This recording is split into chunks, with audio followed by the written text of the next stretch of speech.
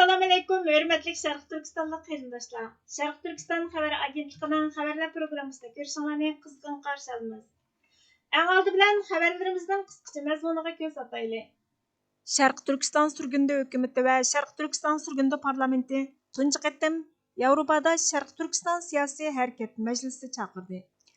Şərq Türkistan sürgündə hökumətinin tashqi ishlar və bexatarlik ministri Salih Xudoyor Xitoyning ta'tur tashviqotlariga dalil isbotlari bilan izchil raddiya berib kelmoqda. Sharq Turkiston Islom partiyasi yoki Turkiston Islom partiyasi Sharq Turkistonning mustaqillik ko'rishiga vakillik qila olmaydi. Tuvanda tafsiliy mazmunni diqqatingizga sunamiz. Sharq Turkiston surgunda hukumati va Sharq Turkiston surgunda parlamenti tunji qatim Yevropada Sharq Turkiston siyasi harakat majlisi chaqirdi. 2025 yılı 4 noyabr günü Şərq Türkistan Milli Ma'rifining sahibxonlik qilishi bilan Şərq Türkistan sürgündə hökuməti və Şərq Türkistan sürgündə parlamenti tunji qatim Yevropada Şərq Türkistan siyasi harakat yig'ini chaqirdi. Belgiyaning poytaxti Brüsselda ochilgan bu majlis duo tilovat bilan boshlandi. İstiqlal marshi o'rinlangandan keyin Şərq Türkistan sürgündə hökumətinin baş ministri Abdullah Nur Efendi ochilish nutqi so'zladi. Şərq Türkistan sürgündə hökumətinin Cumhur Rəisi Doktor Məmtimin Əla Əpəndi hazırki vəziyyət, xiristlar, həll qilish çarələri toğrusida leksiya so'zladi. Undan keyin hər qaysi millət vəkilləri qruplarga bölünüb, növbətdəki ciddi məsələlər və onun həll qilish çarələri üstüdə muhakimə elib bardı. Tushlik dam olishdan keyin muhokamalardan xulosa chiqarildi və hər qaysi ministerlar o'zlarining yillik xizmatidan doklad berib, majlis oyoqlashdi. 4 noyabr günüdeki yana bir muhim faaliyet bolsa, muhakeme yürgüzülüvatkan paytda hökumət rəhbərləri Yevropa parlamentida Xitayning dövlət halqıgan bastırış, Uyghur məcburi əmgiki, ayollar və balalarning haq huquqi to'g'risida Sharq Turkiston sürgündə hökumət salohiyati bilan doklad berdi.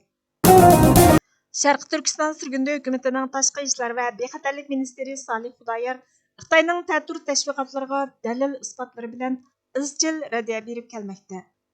Tajovuzchi Xitoyning tashviqot tillari ijtimoiy axborotni qoplagan, xalqaro jamiyatni qaymoqtirib, burmalangan jamoat fikrini paydo qilish vaziyati hokim. Sharq Turkiston surgunda hukumatining tashqi ishlar va bexatarlik ministri Salih Xudoyor tajovuzchi Xitoyning har tarafga chechilgan tashviqot uzantilariga raddiya berishni izchil davomlashtirib kelmoqda. Tajovuzchi Xitoyning xalqimiz ichidan chiqqan zuvani Alfira ismli Twitter qo'llanuvchi hozirgi atilishi bo'yicha ijtimoiy axborot supisi X qo'llanuvchisi 29 oktyabr kuni Uyg'urlarga shariat qonuni yo'q, diniy oshqunlik yo'q, terrorizm yo'q. Agar Jungo diqqat qilmagan bo'lsa edi, Xinjiang Suriyaga o'xshash Al-Qoidaning markaziga aylangan bo'ladi degan. Sharq Turkiston surgunda hukumatining tashqi ishlar va bexatarlik ministri Salih Xudoyor Xitoy Kompartiyasi Ozodlik armiyasining yuqori darajalik polkovniki, Xitoy Davlat bexatarlik universitetining professori Dai Shuning 2009 yili 20 noyabrda so'zlagan terrorlikqa qarshi turish degan bir ko'rinish, sirtqi ko'rinishning orqasida haqiqiy ko'rinish bor. Haqqoniyat bor. U davomli terrorlikqa qarshi turishga markazlashganligi uchun buningga hayron qoldi. Bu bak jiddiy masala. Hozirning o'zida shuni aytay, agar Amerika Uyg'urlarni qurol bilan ta'minlasa, 100 ming Uyg'urni qurollantirdi. Bu eng cho'ng tahdid. Bu yerdagi, ya'ni Sharq Turkistondagi ahvol bak jiddiy. Belgilik bir nuqtadan qaraganda, men Bin Ladenni misolga olsam, Bin Laden Amerikani o'ynaydi. Xitoy buning taraqqiyoti uchun 8 yil vaqt sarf qildi. Shunga bu sababdan biz Bin Ladenga rahmat aytishimiz lozim degan so'zlarini dalil sifatida ko'rsatib, Xitoy Uyg'urlarga mustamlika, irqiy qirg'inchilik va davlat terrorizmi yurgizmoqda. Agar Xitoy terrorizm degan narsani to'qib chiqarib, Amerikani Al-Qoida va Bin Laden bilan mashg'ul qilmagan bo'lsa, Sharq Turkiston Kosovoga o'xshash hur mustaqil bo'lgan bo'ladi. Mustamlika va irqiy qirg'inchilikning dardini tortmagan bo'ladi dedi. Erkin Yevropa radiosining 1996 yili 26 avgust kuni e'lon qilgan Qozog'istondagi Uyg'urlar Shanxay 5 davlat boshliqlari yig'inida degan temadagi xabarda 25 avgust kuni Shanxay 5 davlat hamkorlik tashkilotiga a'zo davlatlarning boshliqlari yig'ini Bishkekda chaqirilgan vaqtda yig'in kun tartibi burunqi Sovet ittifoqi bilan Xitoyning chegaralarining rayonlik bexatarligi va muqimlikni ilgari surish uchun islom oshqunlari va bo'lginchilariga qarshi birlikda kurash qilishni o'z ichiga olgan. Дәл bu vaqtda Qozog'istondagi Uyg'ur tashkiloti jamiyatidagi Uyg'urlar Almataga yig'ilib, yig'in chaqirgan. Bayonot e'lon qilib, Sharq Turkistondagi Uyg'urlarning kurashlarining islom asliyatchiligi, islom oshqunligi bilan munosabati yo'q. Ularning kurashlari milliy ozodlik kurashidan iborat dedi, deyilgan.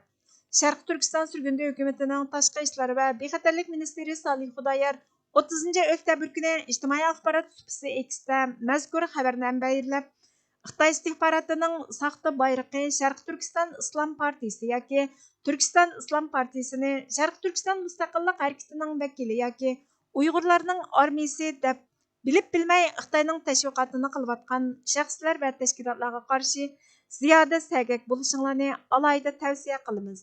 Sharq Turkiston Cumhuriyeti Milliy armiyasining peshqadam qo'mondonini o'z ichiga olgan bizning qonunliq rahbarlarimiz va tashkilotlarimizning 1990-yillarda aytib o'tganidek, Sharq Turkiston ko'rishining islom asliyati yoki oshqulliq bilan hech qanday aloqasi yo'q. Haqiqiy Sharq Turkiston da'vosi faqat milliy ozodlik va Sharq Turkistonning mustaqilligini asliga keltirishni nishon qiladi. Munosabatlik organlarning Xitoy va uning bexatarlik sheriklarining diasporamiz shundaqla Sharq Turkistonning qonunliq mustaqillik harakatini nishon qilgan yomon g'arazlik ta'sir ko'rsatish va singib kirish tirishchanliklarini aniqlashi, nazorat qilishi va to'sishi intayin muhim dedi. Salih Xudoyor munosabatlik organlar deganida Amerika Federal tekshirish idorasi, Milliy istihborot direktorligi ishxonasi, Amerika O'rta va Janubiy Osiyo ishlari alohida elchisi qatorliqlarni o'z ichiga olgan mushuning o'xshash xarakterga ega organ va shaxslarni ko'zda tutdi. Sharq Turkiston Islom partiyasi yoki Turkiston Islom partiyasi Sharq Turkistonning mustaqillik ko'rishiga vakillik qila olmaydi. Qahraton qish jurnali 30 oktyabr kuni tonilgan yozuvchi muxbir Shuhrat Ushur apandining o'g'rilar bilan muomala qilishni to'xtating degan temadagi maqolasini e'lon qilgan bo'lib, maqolada Xitoyning nodir yer osti tuproq elementlari qatorliq strategik boyliqlarni mangulik kontrol qilib olish uchun Uyg'urlarga irqiy qirg'inchilik yurgizayotganligini, bu boyliqlarning bu zaminning qonuniy egalari bo'lgan Uyg'urlarga hech qanday foyda olib kelmay, ofat olib kelganligini, boyliqlarning qimmati bilingan sari Xitoyning Sharq Turkiston zaminidan ayrilib qolishdan qo'rqadiganligini, o'tgan 30 yilda Sharq Turkistonda terrorizmga qarshi harakatlar to'lqinining orqa-orqadan davomlashib, oxirida jazo lagerlarining qurilib, millionlagan Uyg'urlarning tutib turilayotganligini, Uyg'ur xalqi o'zlariga bundoq fojia olib kelgan boyliqlarning dushmanlarining qo'lida qolishini xohlamaydiganligini, shunga ularning bu haq huquqlarini qaytarib olish uchun necha yillardan buyon tinimsiz kurash qilayotganligini, bu kurashning ko'pincha milliy kimlikni qo'g'dash va ba'zida Xitoyning rayimsizligiga qarshi turish shaklida bo'layotganligini, mustaqillik uchun to'layotgan badallarning ig'irligini, Sharq Turkistonning Amerika qatorliq kuchli davlatlar bilan hamkorlashishni xohlaydiganligini, Amerika Xitoydan nodir yer osti tuproq elementlari uchun yalvorishning o'rniga Xitoyga bu boyliqlarning asosli manbalarining biri bo'lgan Sharq Turkistonga bo'lgan mustamlikachilik hukmronligidan voz kechishga besim qilish kerakligini, Amerika Xitoyga Rossiya va Eronga yordam qilmaslikni tavsiya qilishning o'rniga Sharq Turkistondan talon-taroj qilayotgan boyliqlarni Xitoydan tortib olish uchun tirishchanlik ko'rsatishi kerakligini, Xitoyning xalqaro savdo qonunlariga hurmat qilishga chaqirishdan burun davomlashayotgan Uyg'ur irqiy qirg'inchiligining to'xtatilishini talab qilishi kerakligini, Xitoyni cheklash faqat Amerikaning mas'uliyati emas, balki dunyoviy masala ekanligini, Xitoyning kengayishini to'xtatish, adolatsizlik, sheriklik va mustabidlikning dunyo miqyosida tarqalishining oldini olish va dunyo tinchligini qo'g'dashda g'oyat zo'r ahamiyatga ega ekanligi bayon qilingan. Sharq Turkiston surgundi hukumatining tashqi ishlar va bexatarlik ministri Salih Xudoyor 30 oktyabr kuni Sharq Turkiston mustaqillik ko'rishiga qarata ba'zi noto'g'ri qarash va kam joylarni izohlab mundoq dedi.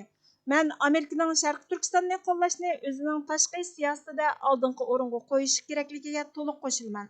Qandaqla bo'lmasin, Sharq Turkiston Islom partiyasi yoki Turkiston Islom partiyasi Uyg'urlarning qurolli kuchlari emas.